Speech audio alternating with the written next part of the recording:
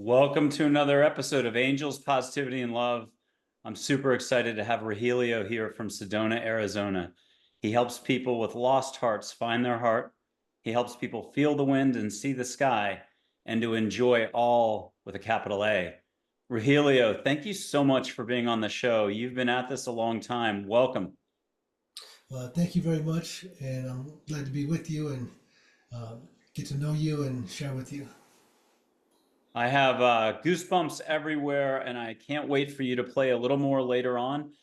First, can you tell us a little bit about your journey? You've been in Maui at one point, Sedona since maybe the late 80s. You hung out your own shingle and have a mystic tours group that you've been doing now for probably just over 40 years. And you do a lot of ceremonial, I mean, it could involve yoga, but a lot of more mystical ceremonial tours and adventures for people. They should be looking you up if they head out to Sedona. Tell us, how did this all start? Tell us about your background. Where would you like to begin? Yeah, that's it's a lot going on there. It's both a very sudden and gradual process. When I was growing up as a teenager, everybody was experimenting with smoking marijuana and doing psychedelics. I discovered right away that I was way more sensitive, and it pushed me into certain levels of reality crisis and ego death, and in nothing like becoming spiritual when you think you might lose your mind. So you start praying to Great Spirit, begin to pray for help, and begin to make contact with some of the spirit powers came to me, guides, etc., light beings. And so I got a chance to see, experience the alternate reality, supernatural. But I didn't really have my awakening until I turned 21. And that came as a surprise also.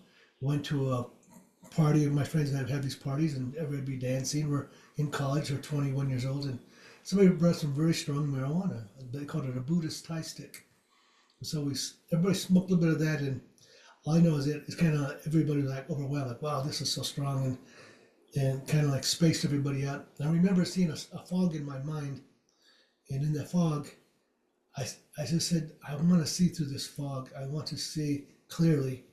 And the fog that was in my mind, in my head, now my perception was outside of my mind, outside of my head. All around me, it was externalized. And a beam of light came and went right down, hit me right in the mind's eye. I seen this beam penetrate the fog, hit me in the mind's eye, and then my master teacher spoke to me and said, it's time for you to wake up, remember, and learn. And all of a sudden I had a flashback, all these mystical experiences I had as a teenager that I never thought twice about, because I didn't have any, it was like dreams. When you have very vivid dreams, very magical things, you can't rationalize with it yet. I didn't have any, my mind was not able to go there yet. And so when this awakened me, I left that party and I went home and I started to, around the corner from where I was staying, there was a bookstore open until midnight.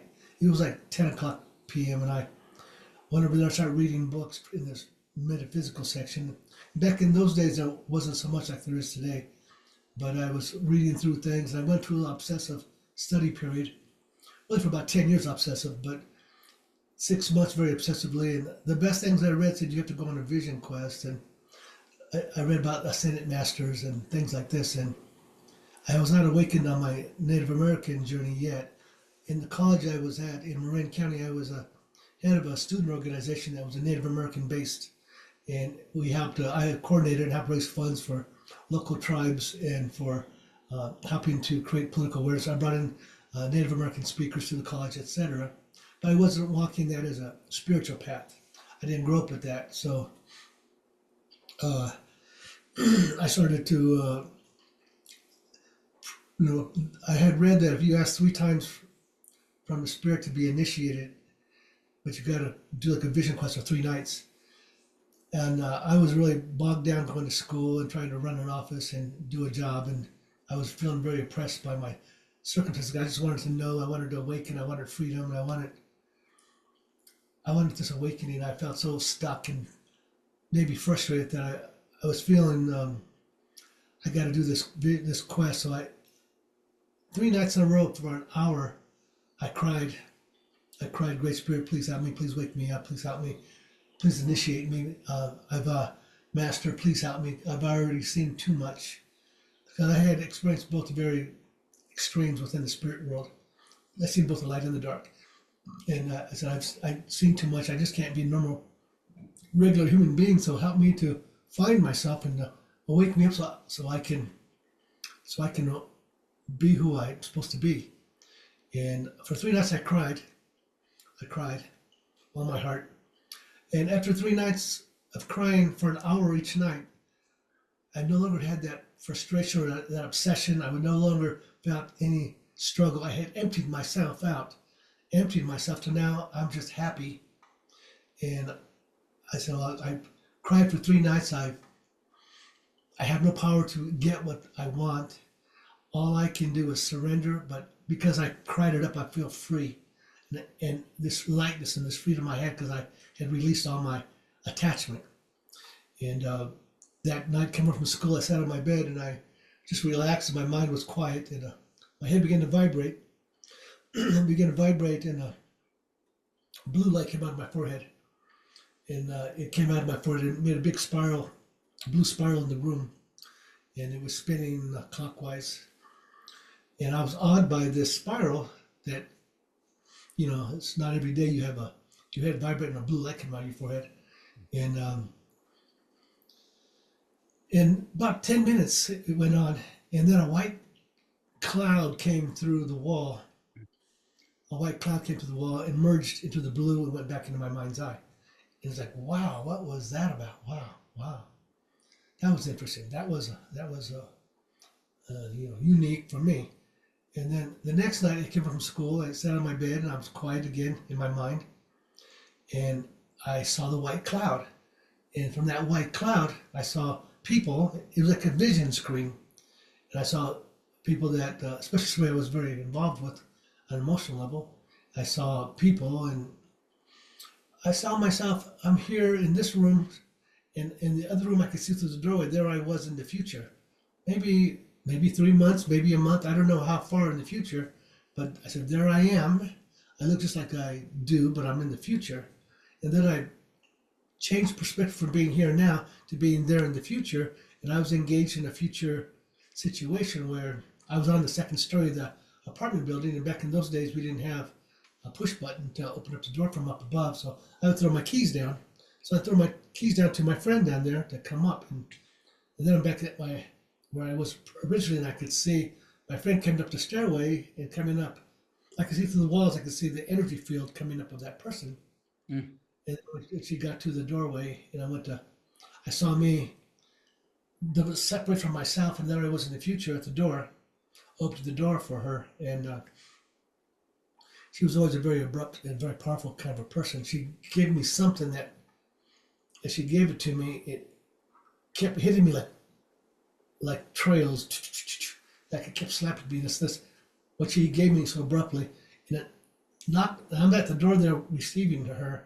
It knocks me back to where I'm at originally, and I'm knocking me off balance, and I'm wavering, and then I see other people coming through the walls. I see them coming down the hallway, and I see other people come to visit me. And there's a number of people have come into my room, and it was very fascinating. And I was trying to understand it, but because I had gotten knocked out of my center, I felt very uncomfortable. Mm. So I pulled myself back from the experience and back to normal. And then I realized that there's somebody I want to see her, but I want to, but I also I know I need to leave, and I had gotten a message from a friend who had gone to Maui that said, "Come to Maui, have opportunity for us." And so um, I really wanted to go. I really wanted to see her, but I just went and got my ticket and so that future event that was coming, uh, I bypassed it. So I saw that the future is not set. Even something so imminent like this, within maybe a couple of weeks or a month's time, or 3 months' time, uh, that we're able to shift the future, and timelines can change. And that was a real good awakening for me. And I bought my ticket to go to Maui, and had my car. I had a Volkswagen Bug. Had it on the boat.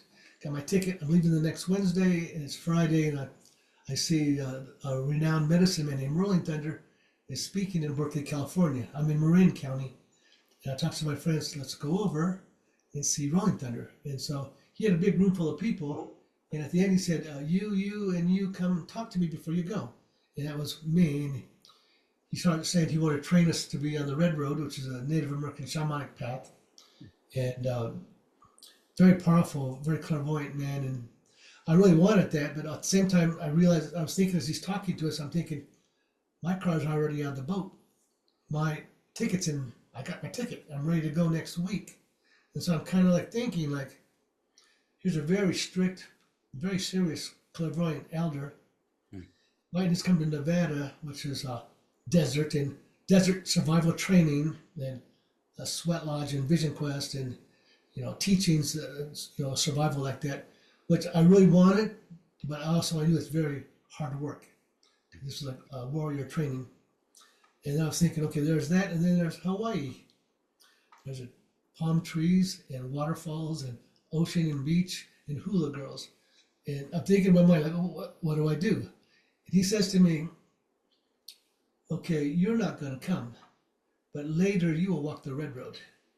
And so I went to Maui, and my life opened up for me there, and the spirit, it was very magical for me going there, and spiritually inspiring, and everything I needed was coming to me as I needed to grow there. And then I had the UFO encounter. I met a guy that a couple days before that had a T-shirt that said UFOs are real, but the government's lying about it. So I talked to him about it, and I was open-minded because I know that I had a lot of mystical experiences, so I was open to other people's experiences. But all that week I was thinking, was he really having encounters, or was he just dreaming?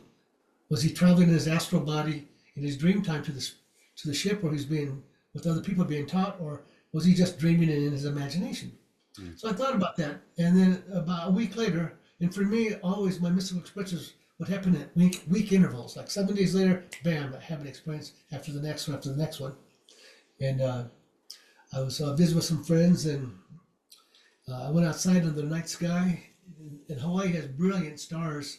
I'm up there under the stars, and my friends were smoking Maui Wowie, and I'm very sensitive, so it blows my crown off, and I feel claustrophobic being inside. I need to be out under the sky, and it makes me want to pray. It cracks open my soul, and here I am in Hawaii, Great Spirit, and it's like, I'm just so open to the mystery of life, and thank you, and here I am, and all of a sudden, bam, UFO right over my head, maybe 30 or 40 yards above my head. So it was very close. It was probably a small ship, but because it was so close, it took up 2/3 of the sky. And it was brilliant silver white tint to it. It looked like a oblong, like a big wing. And I was looking at it, it was humming. Ooh, such a high frequency. It was very exhilarating, so it was very uplifting and inspirational. And I was thinking, it's not a plane because there's like a wing there, but there's no nose or no tail. And planes don't hover right like that or make that noise.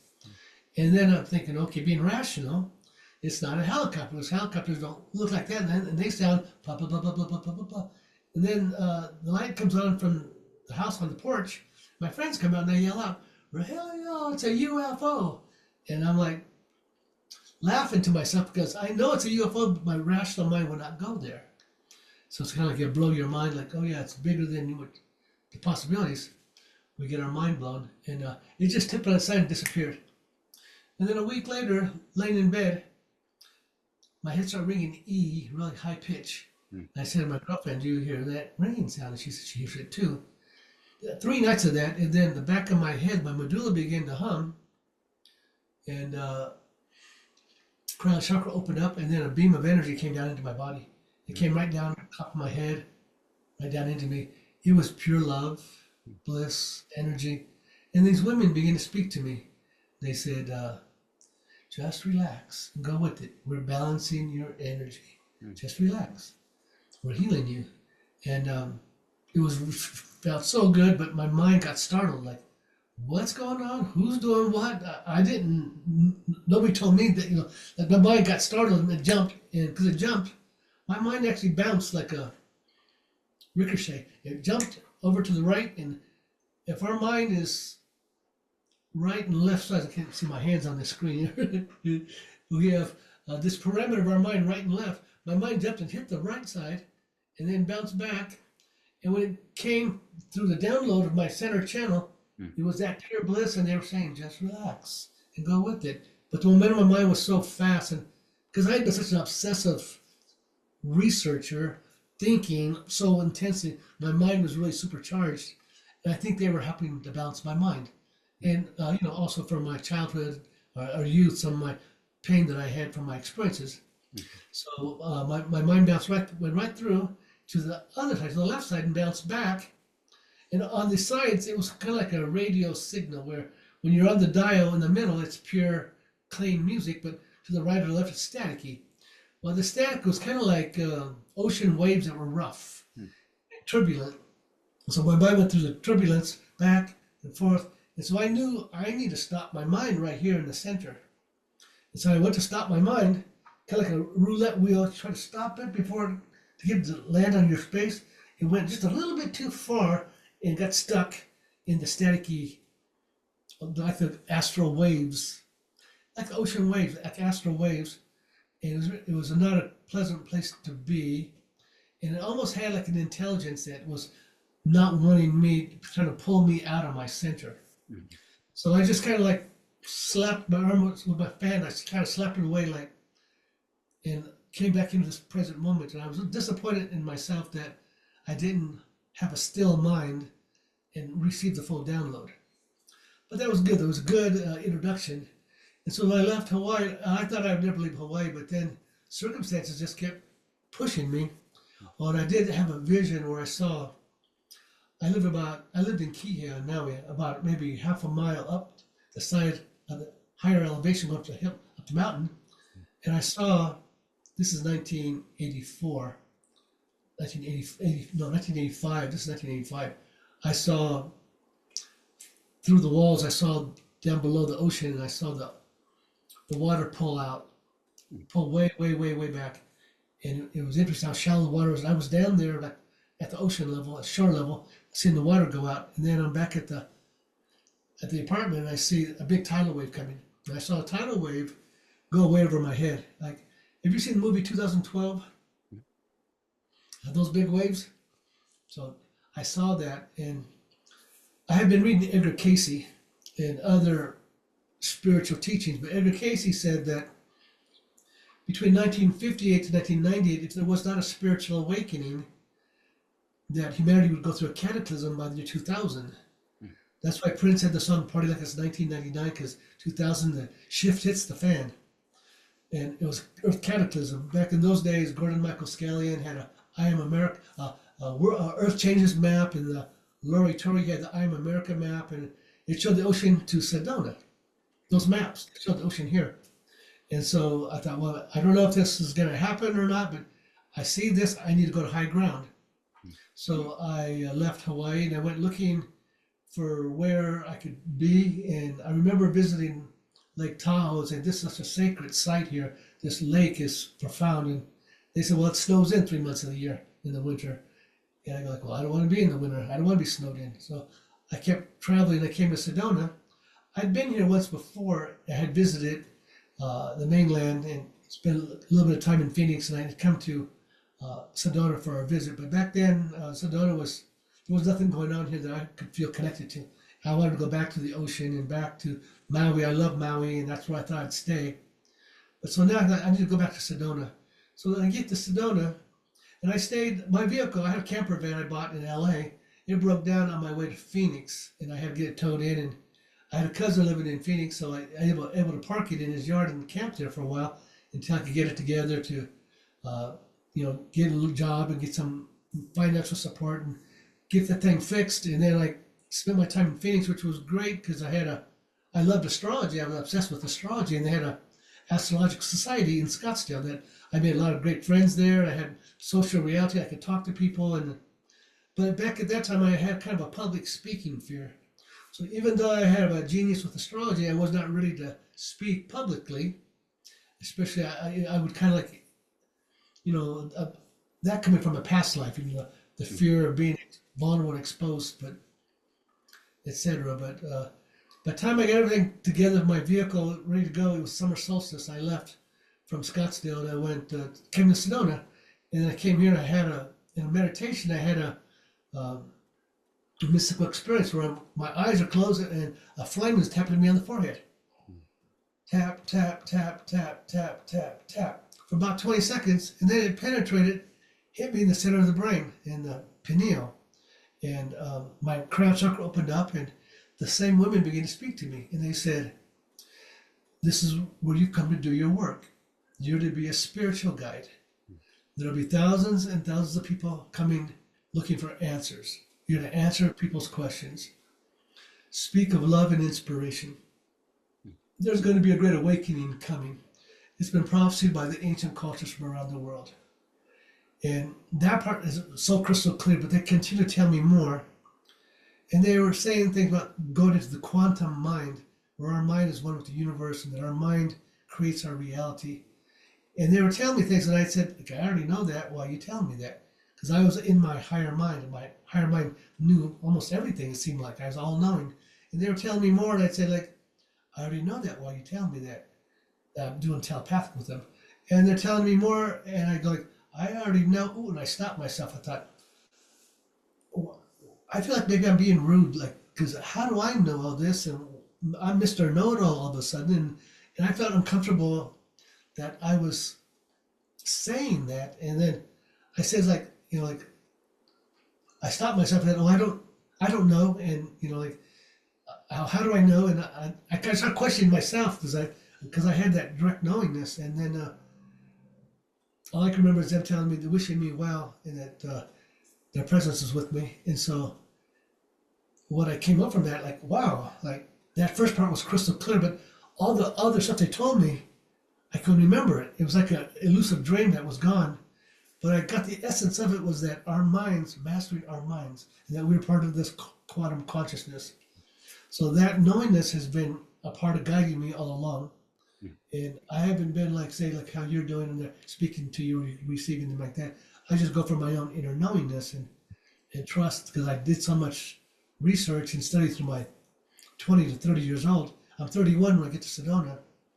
And then I was sitting down by the creek there in Red Rock Crossing by the Cathedral Rock, and I see this guy come up with a big vehicle full of people, and they're sitting at a picnic table, and a very large woman, very powerful speaking woman, was talking about spiritual things. And this guy with a little cowboy hat kept asking me, "Well, what do you think about what she's saying?" I said, "Well, it's all good, but I'm not so impressed with it, but it's all good for them." And she was the woman that had been channeling about the Sedona vortexes. And he wanted me to come hire me to be a part of his tour company.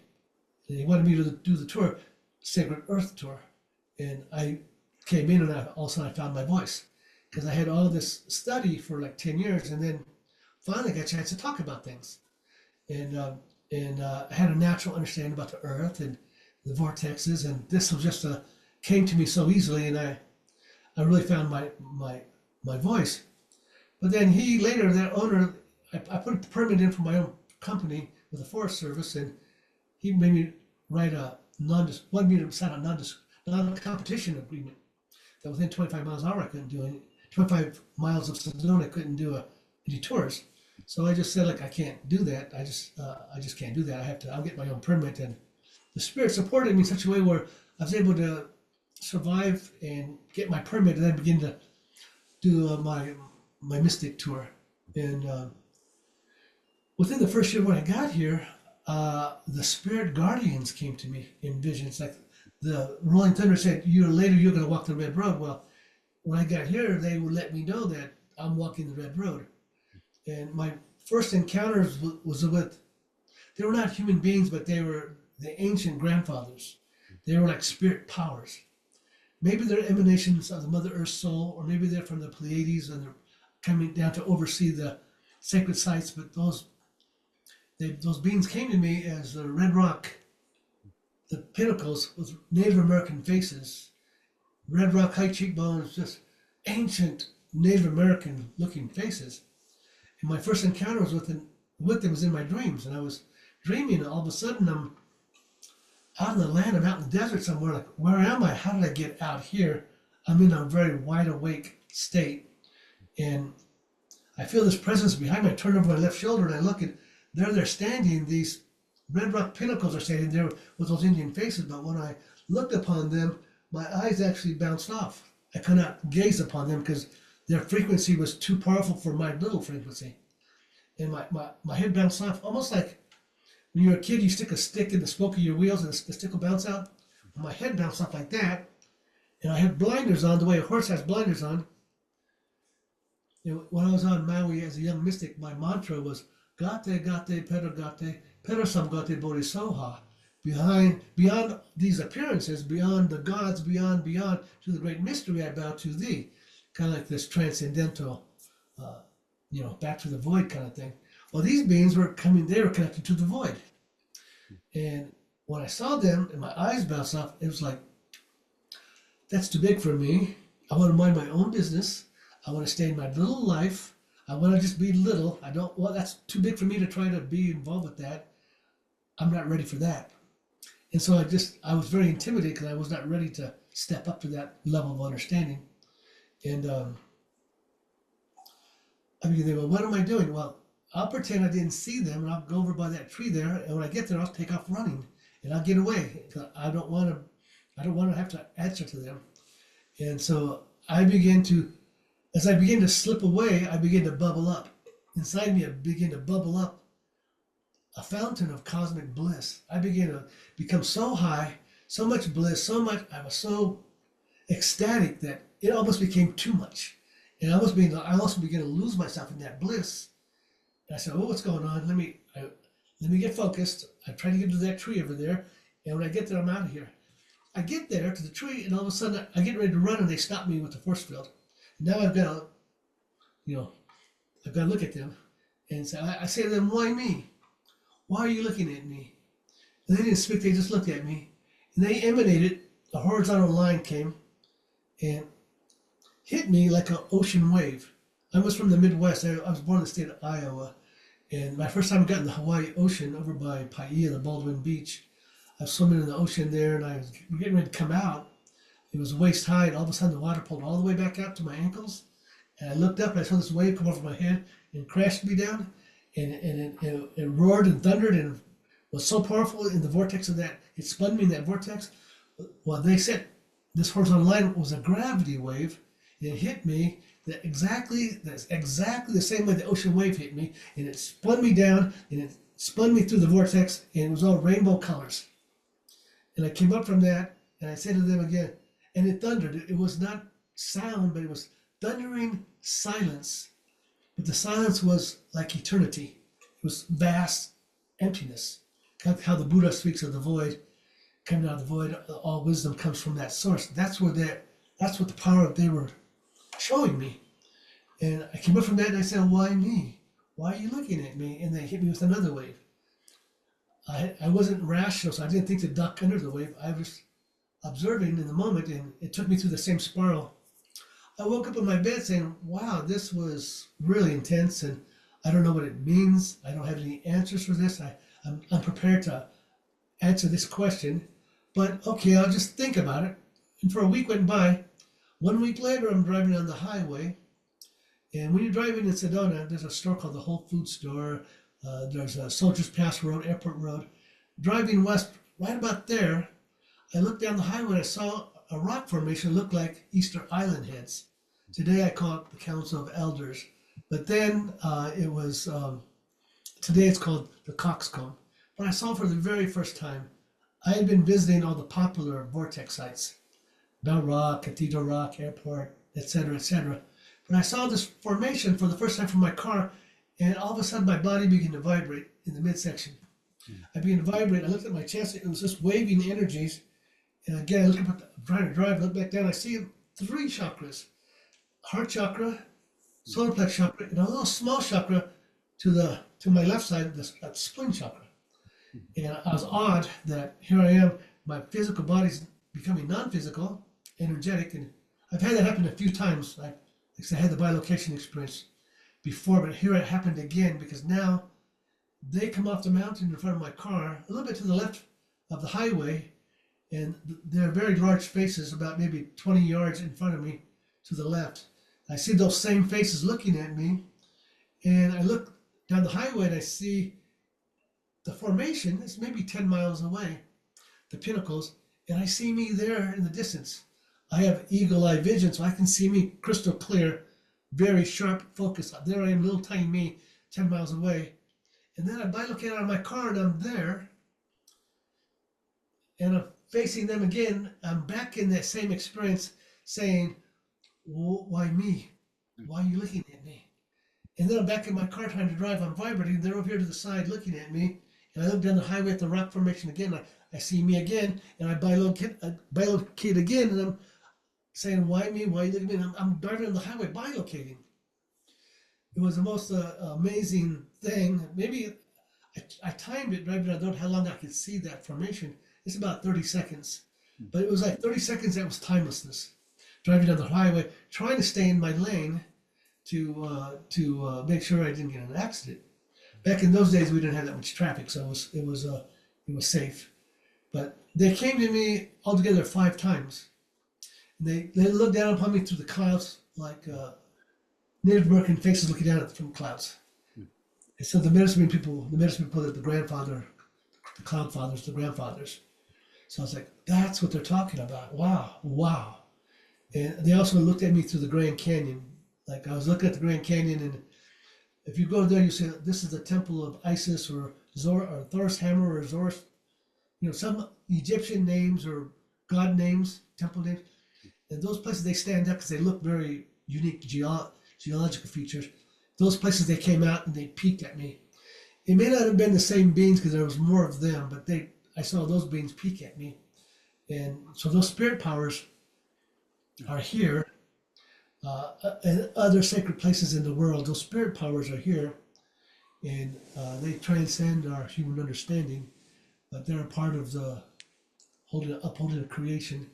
And so what I realize is that by emptying ourselves and purifying ourselves, that our prayers, these elemental forces, these guardian spirits, this is what Native people are doing when they're praying to the lightning and the thunder and the rain and great spirit, to the grandfathers that hold these powers, the power that holds the wind, and the power that holds the rain, or the flowing water, or the power of the Mother Earth or the volcano. These powers, these primal powers, there's a consciousness that we can access them through our prayers and songs. Rahelio, talk to us about love, compassion, kindness, gentleness. Is love the fabric of the universe? Always we learn love. Everything's love. But we say, well, love, there's got to be more than just love. What is it? And so we start looking for what's really going on, and then you go around and you try to find and understand, and then you realize it all comes back to love. The whole search takes you right back to love. And the star people, they came to me a number of times, and they were always very loving. Their voice was very loving to me. And also, I had Native American people come to me in my dreams. They were upset. They were not happy. They were upset that there was so many people coming to Sedona, that there was no respect for the sacredness of the land. So I saw that. But I always kept going back to the start people saying, speak of love and inspiration. Because there's so much going on in the world now, especially back in those days, but today it's very obvious. There's a lot of conspiracy and a lot of people struggling with the darkness and the light force and the dark force and the battle for the earth and Christ and Satan kind of thing. But whenever I would talk about those kind of things, I'd feel tainted.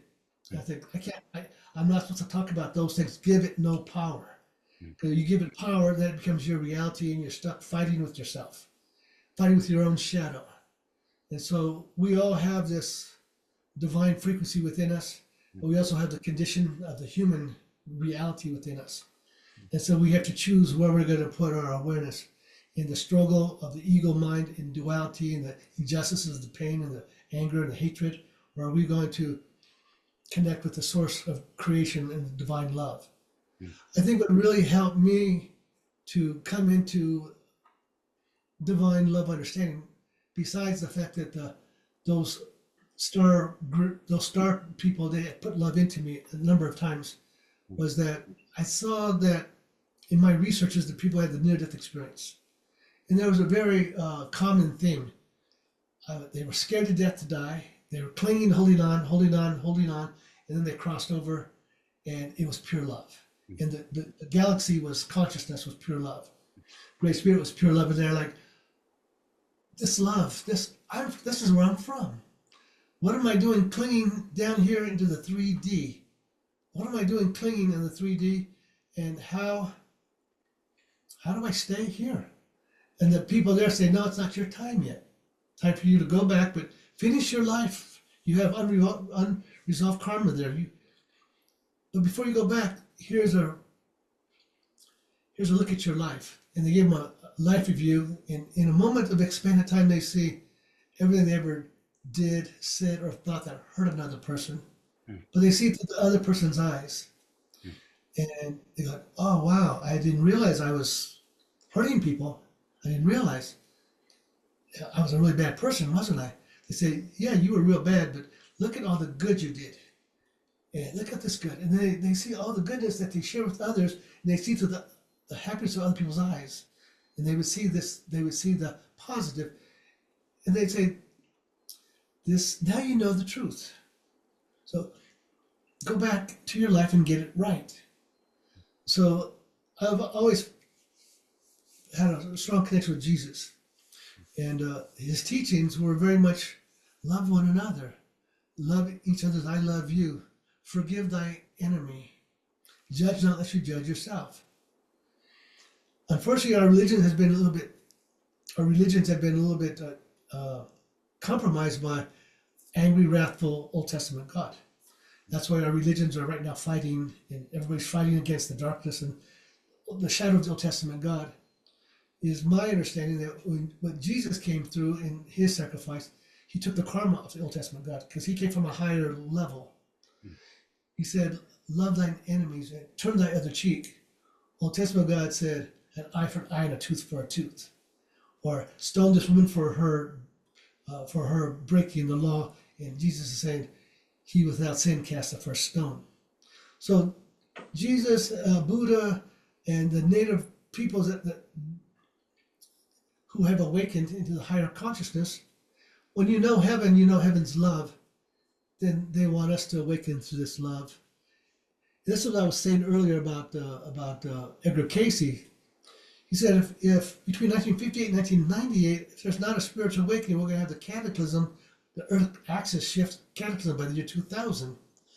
If you've heard of Dolores Cannon and her hypnosis subjects, by the time the 80s came, her subjects were much more sensitive, and in hypnotizing them, the oversoul starts speaking through them and saying that the people in the heaven realms, the understanding was that the human beings on the earth were not going to make it into the new promised time without the cataclysm first, because there was too much fear, anger, and pain, racism and nationalism and separation, that there was just too much heavy energy. We were not going to make the transition. The cataclysm by the year 2000 was coming. So many, many people volunteered to come into incarnation. And they came of age in the 60s when the anti-war movement and the civil rights movement and the rioting and the fighting and people were getting hurt and killed, and people were angry at our soldiers who were just young guys that got drafted, and who didn't understand why people were hating on them. The peace and love movement came out and give them flowers. We love you. We love each other. We're in this together. We love you. And then, and that was the psychedelic explosion took place. And the Beatles with the Yellow Submarine and All You Need Is Love. And there's a song called The Dawn of the Age of Aquarius with the sung by a band called The Fifth Dimension. Come on, people, now smile on your brother. Everybody get together, try to love one another. It was the Woodstock generation. Drop out, awaken, love each other, get back to nature. It was all love fest, love-ins. So what happened in the 60s with this planetary lineup in Aquarius, 7 planets in Aquarius, Jupiter, Saturn being the two dominant energies, the giants of our solar system, setting the tone. Every 20 years they line up, they set the tone for the social, economic, philosophical frequency that we're on, how we define our reality. They lined up again in the winter solstice 2020. So what happened in the 60s is happening now. And all these people came out with the love and the peace, but then a lot of people got damaged who were sensitive and loving because they came into a very harsh time. A lot of those people overdosed on drugs, or commit suicide. It's very hard to be loving in a world where you're a sacrificial lamb and all this hatred. So what happened then is happening now. Back in the 60s, we had Russia threatening nuclear war, and UFOs are hovering over nuclear missile silos, shutting them down.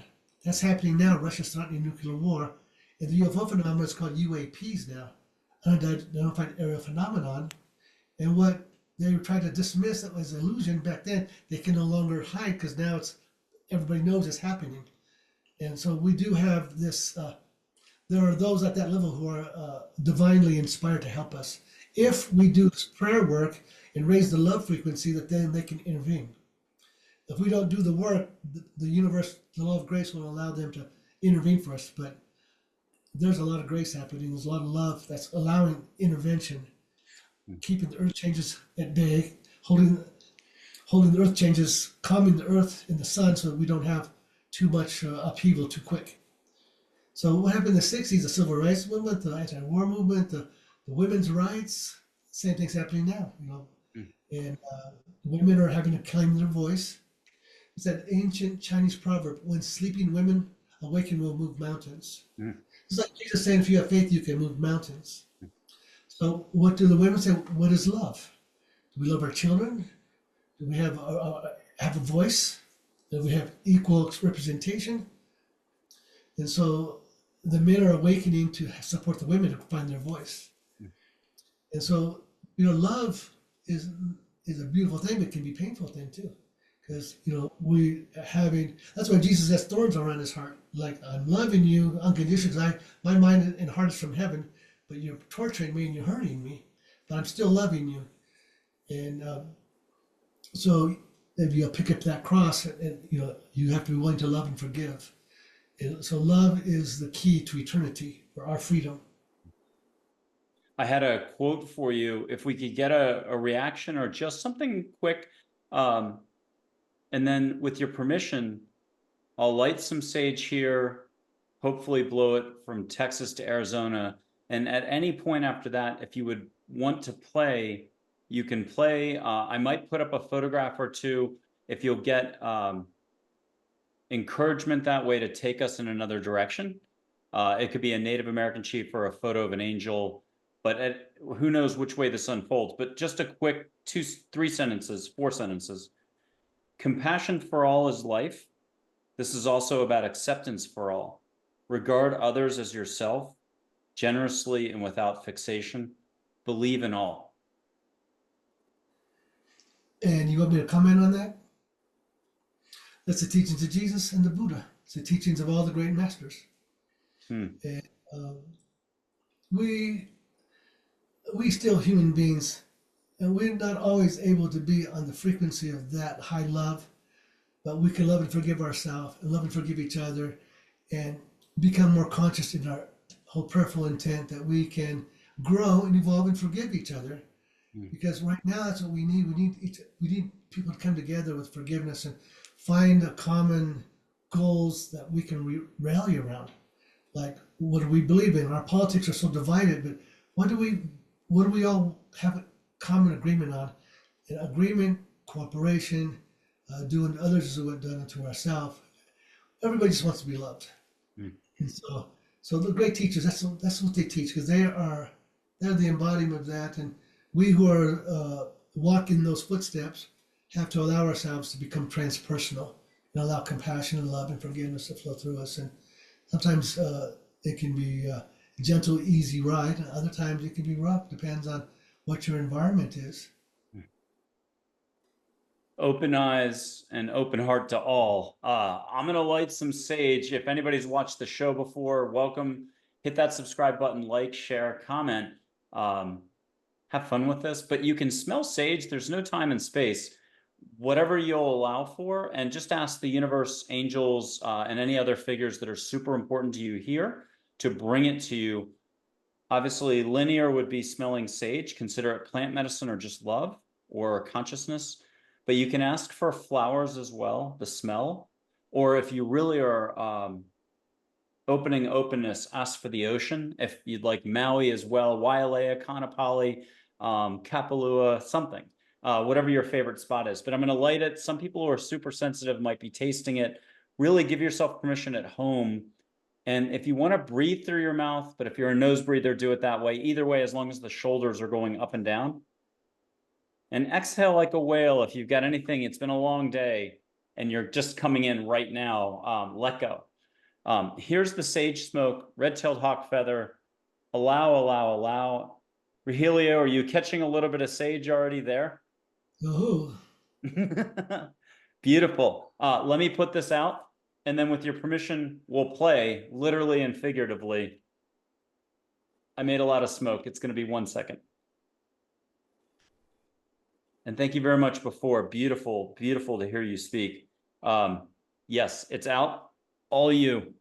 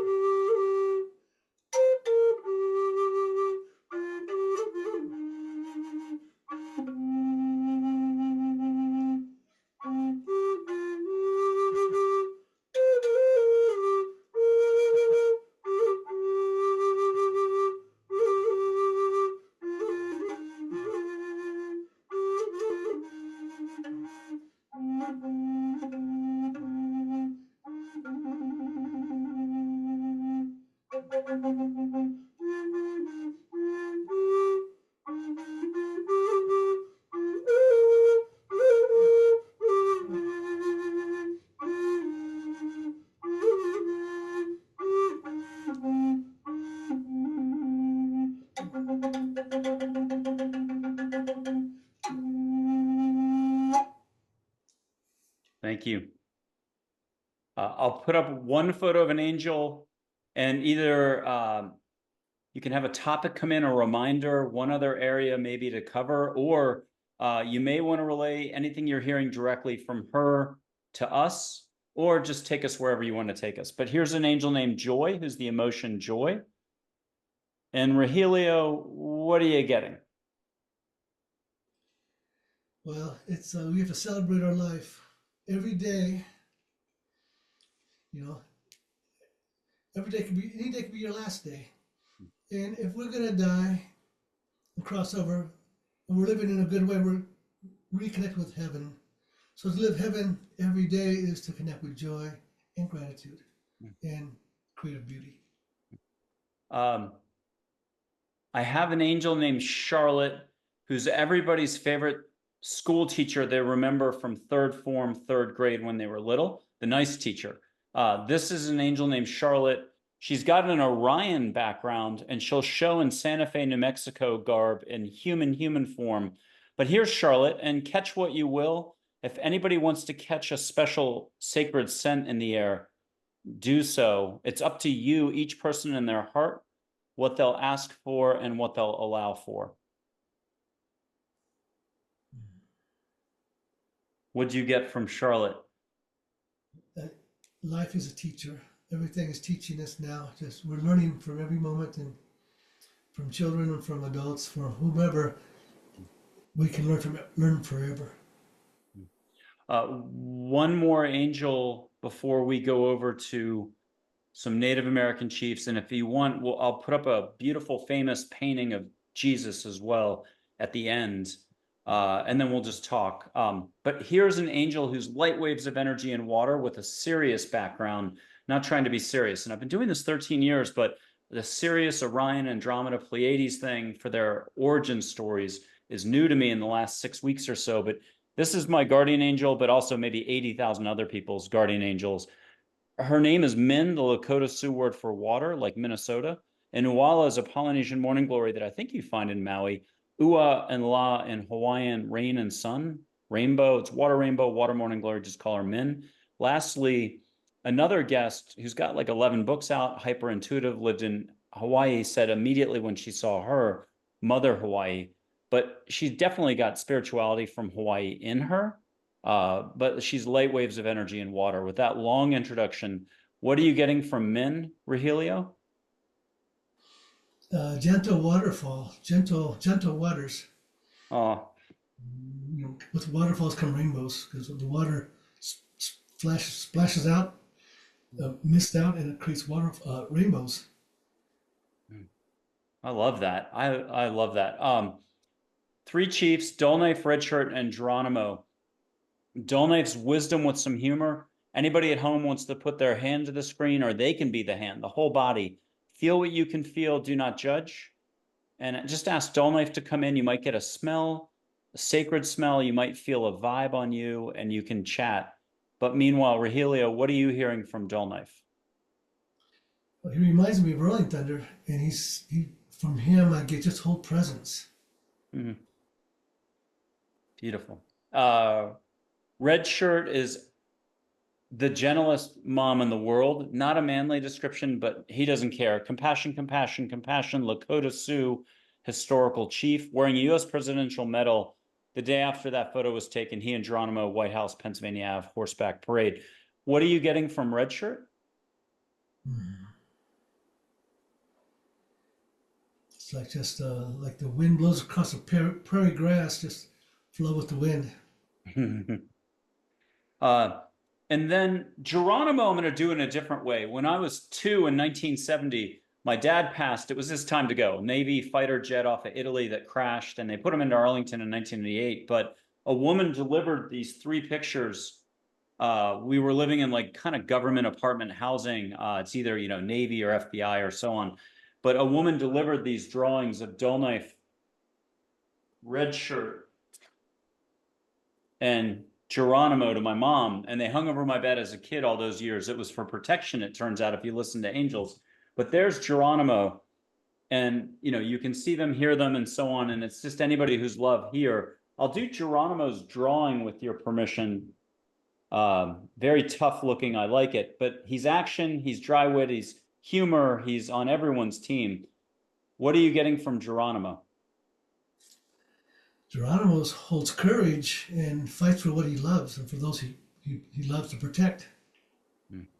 And with your permission, I'm going to do double billing for Geronimo because I have that older photo of Geronimo and you can't get enough of them.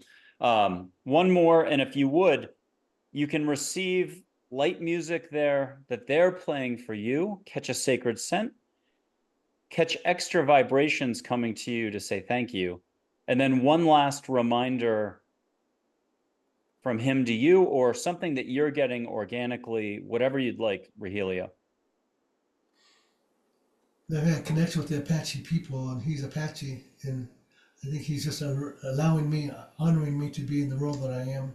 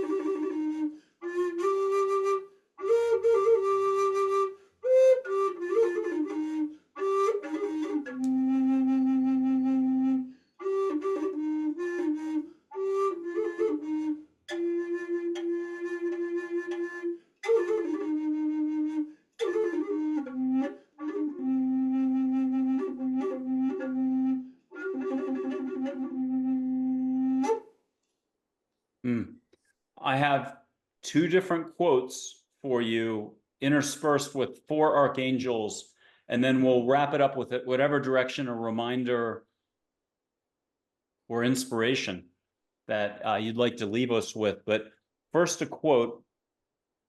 I think this is already something you've been talking about throughout the show. Sometimes the person next to you or a stranger just needs validation via love and compassion. A smile changes any moment. So too does laughter or a few kind words. Be compassion to all. Do it. And four archangels. You want me to do what? Here are four archangels in light energy form: Michael, Gabriel, Raphael, Uriel. If you wish to feel anything, relay anything. I think just having faith in the unseen, that there's divine presence. Divine presence is with us if we intend it and receive it, receptive to it. Beautiful. One last quote, and then take us where you will, but this is going to be an easy one. It's Winnie the Pooh. And Winnie the Pooh sometimes is one of the greatest philosophers of all time. He was talking about animals, and he said, some people talk to animals, not many listen, though. That's the problem. And I would add, that's the opportunity for us all to grow and expand. But talk to us about how we could all do a little more listening. You don't listen to your dog, you chew your shoe up. Listen to your furniture. So everybody wants to be heard. That's really, everybody wants to be heard and find, understand that they're being heard. And so we don't always agree with where other people are coming from, but we can be respectful to hear and recognize their right to have their needs seen, and from there you can solve any problem, or at least have an opportunity to have compassion or understand without having conflict. So listening, you have to listen to the wind and listen to the presence of the mountains, the silence of the mountains, and the trees. Everything is Great Spirit speaking to us. Everything is Great Spirit. And when you see through the eyes of love and compassion, and you quiet your mind and open yourself to a place where you can be touched and receive what is being given.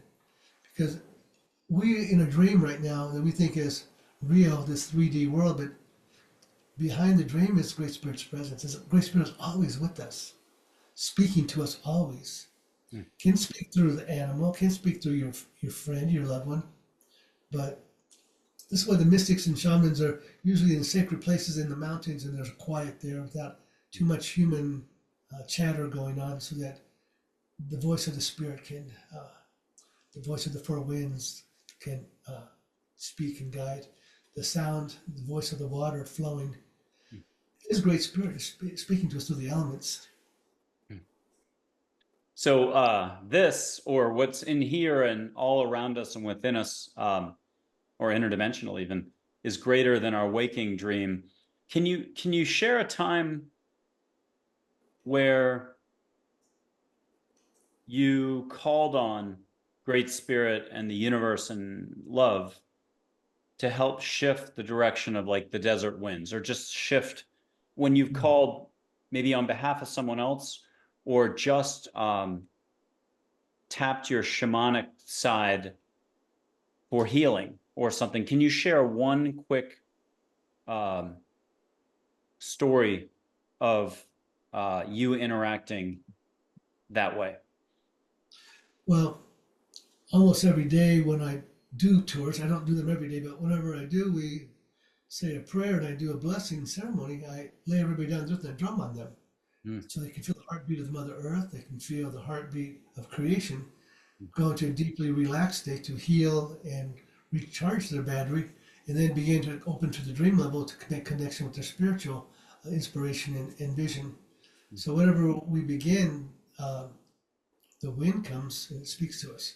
The wind comes, and that always amazes everybody, because like, wow, as the wind works for you. I said, no, the wind doesn't work for me. I work for the wind. I work for the sky. They're the boss. I'm just those manifestations, I just show up and do the prayers. Rahelio, beautiful. Thank you so much for being on Angels, Positivity, and Love. It was a complete treat to have you on. Thank you again. Thank you.